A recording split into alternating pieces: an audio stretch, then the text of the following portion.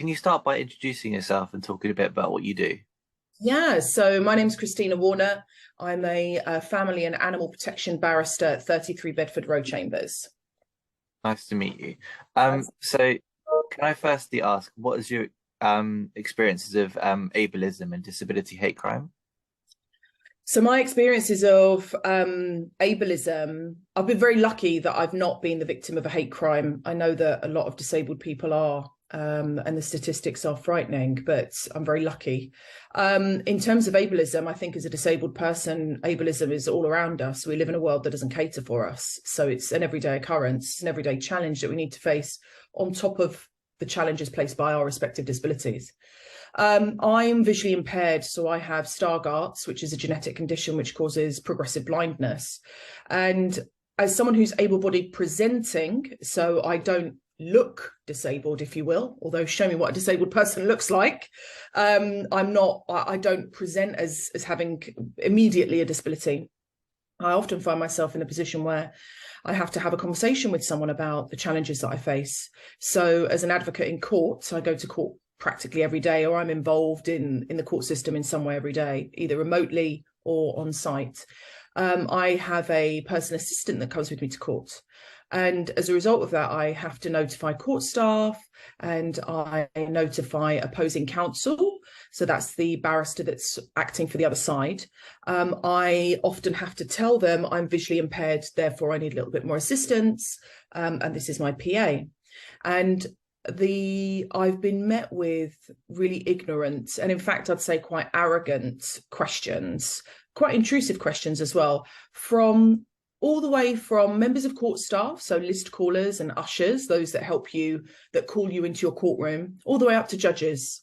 So that's people have asked me, so members of court staff have asked me what colour jumper they're wearing, how many fingers are they holding up, so they may start waving fingers in front of my face and ask me how many fingers I'm holding up.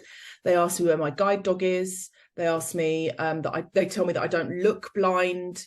But I think the most insulting thing I've ever been told is I was asked by another barrister whether or not I would go ugly blind. So in my absolute ignorance, I thought, what does ugly blind mean? Does that mean that I'm going to go blind to the word ugly?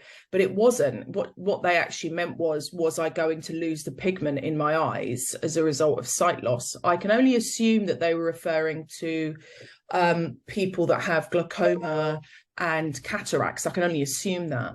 And then they said that having to be around people who had gone ugly blind was very distressing. And I just thought to myself that there's nothing I can do for that person. I can't educate them. I can't help them. They're insulting and they're ignorant. And I just carried on with my day. I thought they're beyond any type of assistance in terms of educating them about disability.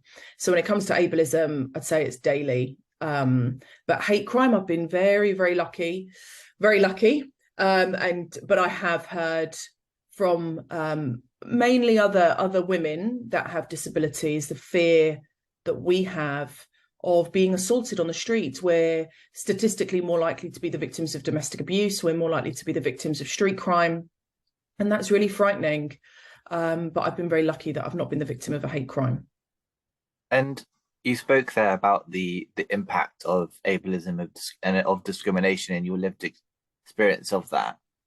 How do you have those conversations with people who actually you think can be educated and can learn? How do you go about that? Well, I think that the there's a couple of things really. If we're talking about having frank conversations about disability, that I think it can go one of two ways. You've got people who are genuinely interested, who actually want to share their story as well. They may be in my experience of having had conversations with people about disability who may not immediately think that it is part of their journey. They will then start sharing with me that they are struggling with the challenges presented being a carer for a parent with dementia. Having a child with autism, or having had some form of depression. Postnatal depression was one colleague that I spoke to. Chronic fatigue, chronic pain, arthritis. It's amazing how that group of people desperately want to share their story. And I feel very honored and very privileged that they instill that trust in me to tell me about those things, because it is so very, very personal. And then we've got, unfortunately, the other group of people, the group of people that have a morbid curiosity and a fascination with the disabled community. And they ask very intrusive, very personal questions that come from a place of wanting to satisfy their own curiosity rather than wanting to educate themselves. Those are the people we need to watch out for. And those are the people I think need the most help when it comes to enlightening them about what the disabled community is and who we are and how diverse we are. But I think those are the two groups, those that want to speak about their life experience, want to share their stories, and then we have those who are absolutely ignorant and are just asking silly questions. And in my case, if you ask me a silly question, you're going to get a silly answer. Love that response. I know that when we've spoken on social media via like Twitter and stuff around hate crime and around discrimination, especially around the topic of like TikTok, where we shared that video on our social media where an influencer is pretending to be blind and visually impaired and using that to queue jump and stuff. How does that sort of stuff make you feel? I'm conflicted by it. I'm conflicted by it because having had conversations with other disabled people on the subject, they said, why should we be giving this troll a greater forum and expanding their platform? I agree with that. But at the same time, I think if we don't call these people out, it almost becomes like perpetual motion, doesn't it? It just carries on and carries on and carries on. So we have to do something about this. And I think it really doubles down on the idea that disabled people are just fair game when it comes to comedy. We are always the we're just easy pickings, aren't we? And I think that's a disgrace, because if there are things about ourselves that we're unable to change due to our disabilities, who are you to take the mickey out of the challenges we face? Who are you? And I think as well, that particular video that you're discussing, so this video was an individual who was misrepresenting themselves as being blind or visually impaired. I don't know how they wanted to phrase it. So they've got a white cane. There's a queue of people outside what I understand to be a cheesecake shop.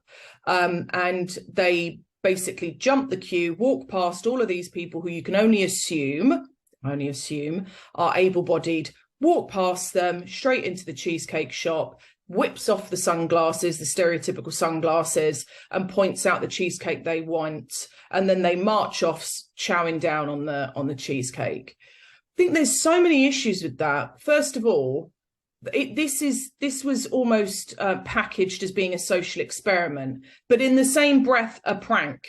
So I think it was hashtag social experiment, hashtag prank. Well, which one is it? Which one is this? Is this for the sake of science or is this for the sake of humor? Because I'm not seeing the humor. Where's the humor in this? And I think as well, it actually, in a very ironic twist of fate, I think it very much highlights that these able-bodied people that were waiting in the queue were more than willing to let someone who was allegedly disabled go ahead. So I've had debates with other visually impaired people as to whether or not it was a very confusing, very misleading, just a very ignorant video that I still don't understand the reasons for it. Personally, I like to call it crit bait. So I think that it's bait in the context of you're trying to get more followers, you're trying to get more subscribers, but at the same time, you're using the disabled community to do that. And that is my problem. That's my problem with the situation. If this had been a wheelchair user, if this had been someone that was hard of hearing, if this was someone that had a learning difficulty or had challenges from a mental standpoint, I would be saying the same thing. Who are you to act out in this way? For what reason? For the sake of just increasing your followers? Do better. Do better, because you're letting yourself down and it's embarrassing, really. And I think TikTok's response to it was really lame as well. But I don't know if I'm at liberty to discuss my thoughts from a legal standpoint as to that. And I can hear the passion and the purpose in your voice when you speak about these issues. If you had a platform and every single person in the whole world was listening right now, what would you say in regards to hate crime and disability discrimination? Yeah. So I would say what I would say if I was speaking on issues to do with the LGBTQ plus community, I'd say the same thing. There is so much more that brings us together than separates us. So 15% of the world's population have some sort of disability. That's not including the carers of those with disabilities or the parents or guardians of children with disabilities. We are a huge, huge community. We are extremely diverse. And I think the able-bodied community, and I once was able-bodied, I had that privilege. I think the able-bodied community forgets that we are the only group whereby you could become a member at any time in your life, regardless of your income, regardless of your sexual orientation, regardless of your race, religion, nationality. You could become disabled at any time due to illness, due to, like in my case, a genetic condition that was triggered as an adult, or whatever the reason, or injury, whatever the reason may be. You could become a member of this community. And to speak down to us and to be disrespectful towards us says a lot more about you than it does about us. And I think that there is, if I could give a message, it would be that we are so much more similar than we are different. I think celebrating differences is crucial, because that way we learn from each other. But we need to remember that we are extremely similar as well. And that comes from having dialogue, breaking down barriers, and having very open conversations about the challenges we face. And that's what I've been presented with when I explain, oh, I'm visually impaired. People want to share their stories. We want to relate to each other. We want to understand each other. And I think that's extremely powerful, extremely, extremely powerful. I love that. And I think it's an amazing note to end on. So thank you so much. No, no problem. No problem.